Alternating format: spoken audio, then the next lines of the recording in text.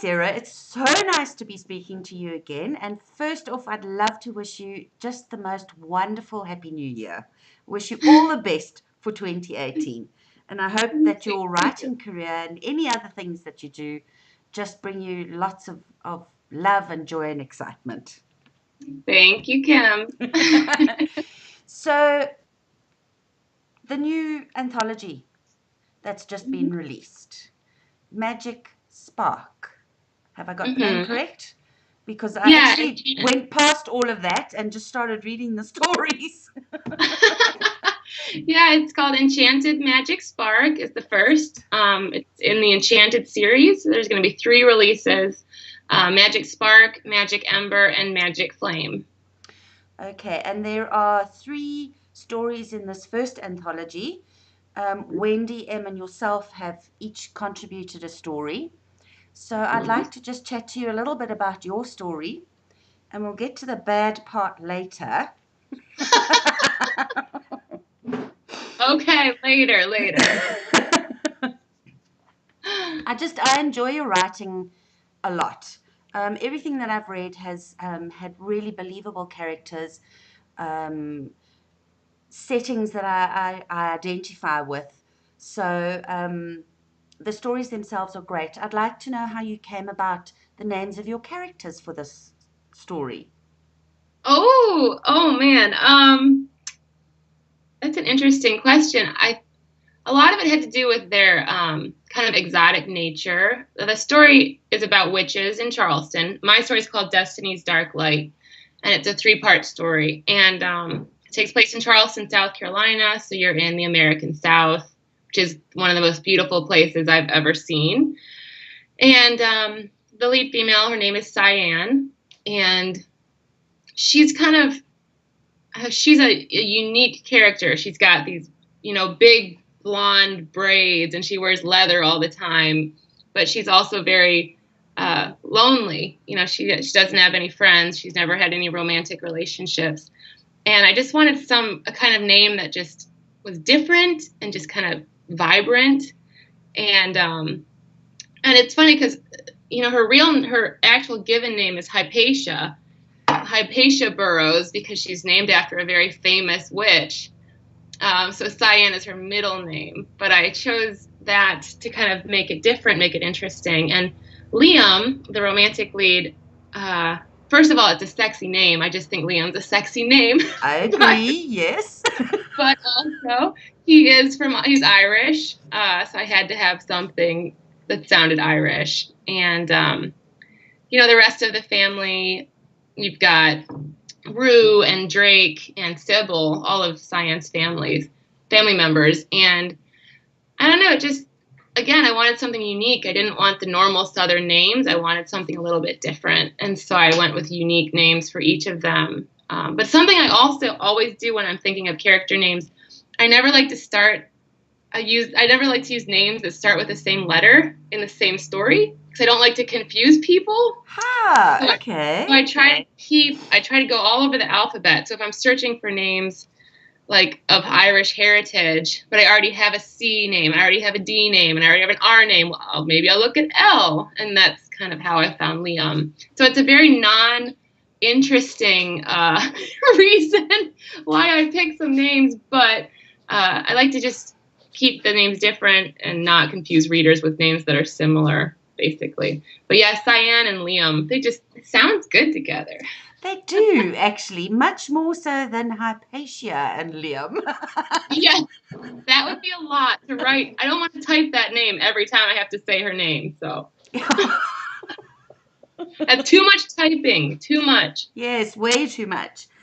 Mm-hmm. So this is a story about obviously magic and witchcraft, because that's the theme of the anthology. But fate, destiny, prophetic things. Why did you choose that theme for this story? Well, I like the idea of destiny. I don't really believe in destiny per se, but or predestination. I don't really believe in those things. I think we make our own destiny and our own fate. And I think that's a big part of Destiny's Dark Light. You know, Cyan, before she's even born, is foretold as this white witch that's going to save the world. She doesn't have a choice. She's born into it. And she just accepts this fate. She's also fated to love Liam. She doesn't know his name her whole life, but her aunt has painted his face since Cyan was born. When she meets Liam, she realizes, oh, here's the guy, but he's in love with someone else, and I'm dealing with a war in the magic community. I don't have time for this. So from her perspective, everything happens at once, and it's really inconvenient.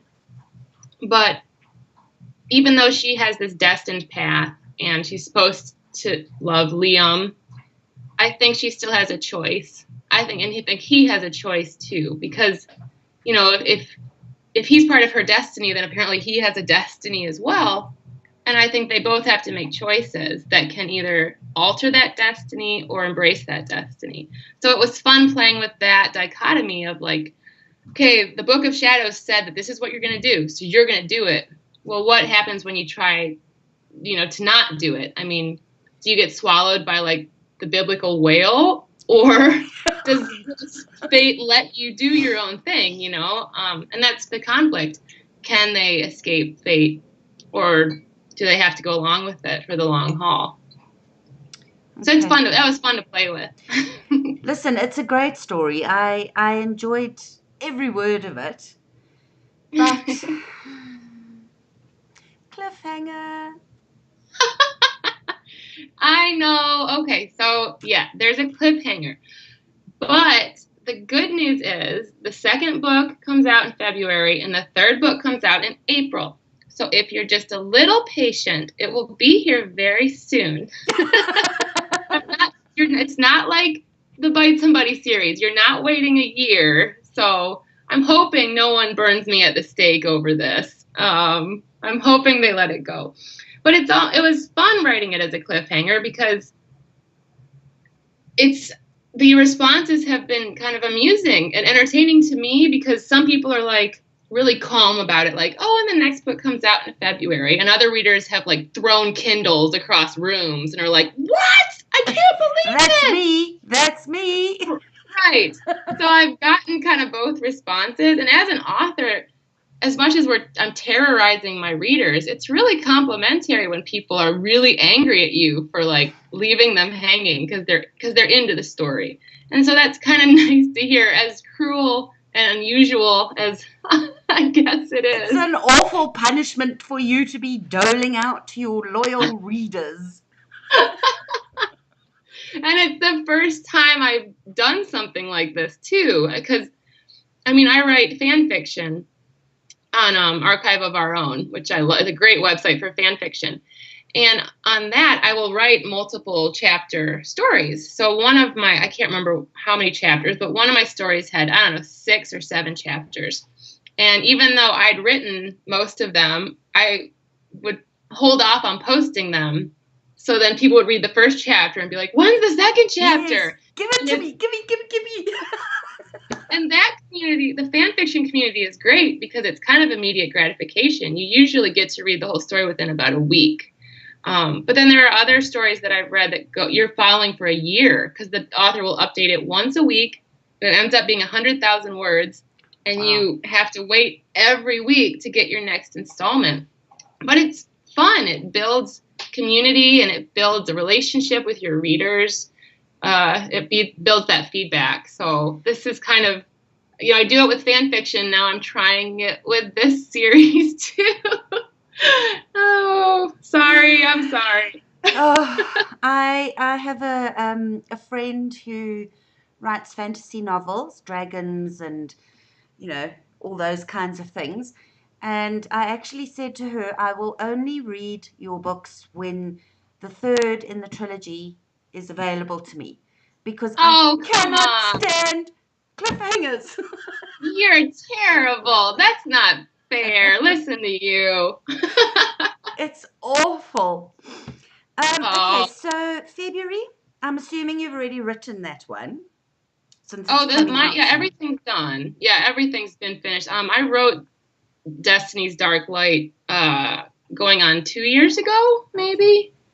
So it's been done for a while because Pen and Ink Publishing, who's putting out the trilogy, the editor, Corey, she got in touch with a couple of us and said, I want to try this project. I want 3 female authors writing about magic and romance. What do you think? And I said, oh, I'm totally in. Like, I love witches and romance. And I got to set it in Charleston, which is where I used to live. So it was so much fun. So, yeah, that was kind of understood that this was how it was going to go. And so I wrote it all in one sitting. And so I think it's like Destiny's Dark Light is, I think, 65,000 words total when you put them all together. Okay. But we just split them up into 3, and Corey helped me figure out, where are we splitting this up? So it's been done for a while, and I've had beta readers like asking because they read it 2 years ago, and they're like, it's finally coming out. They've been waiting.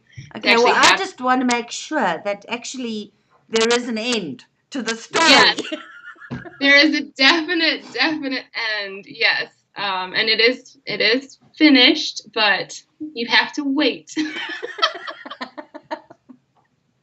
Patience is a virtue, Kim. No, not in my life. Sorry. Okay, let's do a quick 5, and then we'll wrap it up. Okay. Name one thing on your bucket list. It was to own Christian Louboutin shoes, and I just bought my first pair. I did. Oh, they're just beautiful. They are beautiful, and I actually ended up. I always used to joke before Bite Somebody came out. I would joke about, well, someday I'm going to buy Louboutins with my book profits, and it was just kind of a joke. And then all of a sudden, my husband said 2 weeks ago now, he said, I think it's time. And I just started crying. I was like, oh, yeah. So they showed up Monday at our house, and I just sat there holding them in the box, just like rocking them like a child. Oh, man. So that was a bucket list. Yeah, that was bucket list, but now it is achieved. So we'll have to move on to something. Just absolutely marvelous. Absolutely marvelous. During the year, what is your most favorite celebration? Halloween, no question. No question. I go crazy for Halloween. I am pretty sure, speaking of witches, I think my whole block thinks I actually am a witch based on my decorations and my behavior all of October. I am insane. I wear costumes for no reason. I just walk around and just act crazy, and I love scary movies, and I love the weather in Ohio in October with all the leaves changing and the rain and the creepy fog and stuff. So Halloween, no question. What is your favorite beverage, non-alcoholic? Ooh, that's tough. Alcoholic is easier. Non-alcoholic is probably, I love coffee, but ironically enough, I drink decaf coffee, which some would say is not real coffee, but I'm drinking a peppermint mocha right now. So. Oh, in your lovely Harry Potter mug. Yes, it is my Harry Potter mug. So yeah, we'll say coffee. How many have we done? I can't remember. Your favorite either scent or perfume? Oh, I like Happy, like by Clinique. That's the perfume I usually wear because it's happy. And my husband wears corduroy, and I love that smell because it reminds me of when we first met. He used to wear the same cologne, and it's been like 8 years now, I think, since we met. So he's still, whenever I smell that cologne, I remember meeting him in a bar in Charleston. I met him in a bar in Charleston. So. Oh, that's nice. And last one, a favorite place that you visited? Not lived, just visited. Ambergris Caye in Belize. It was our honeymoon, and everyone was so nice, and I got to swim with sharks, and it was amazing. So Ambergris Caye, and everyone's it's just paradise. It's Oh, paradise. nice. Have you managed to go back? Would you want to go back, actually? Well, we haven't gone back yet. I think, the concern when you have such a perfect vacation is when you go back, it won't be the same. And you don't want to like ruin the memory. So Yeah. we were just in Cancun for our first time, and that was really fun. And I think we want to go to Paris because Jake has never been to Paris. And so he's been trying to learn French, which is really cute. And so maybe next year we might try Paris, and that might be our next trip. Okay. Right. So let's have the details of the book from you, please, so that people can go and buy it. Oh, sure. Well, it's called Enchanted Magic Spark. It's on Amazon. You can find anything you need about me or the whole series in its entirety at saradobiebauer.com. But if you search Enchanted Magic Spark, it'll come up right away. So it's available on Amazon right now in ebook and also in paperback. Okay, that's great. Oh, Yeah. as always, thank you so much for spending time with me. We always have Hmm. such fun. We do have fun. And I hope that I'll get to chat to the other two ladies soon. Yes. Unfortunately, both Wendy and Em have been just over the top busy, but I will be catching up with them so that I can quiz them a little bit as well. But Yeah. I have to say that I highly recommend this anthology. It was an absolute treat to read. So thank you, all of you Thank who were involved, for giving us a little bit of escapism to start our year off with. Yay. Thank you, Kim. I'm glad you liked it.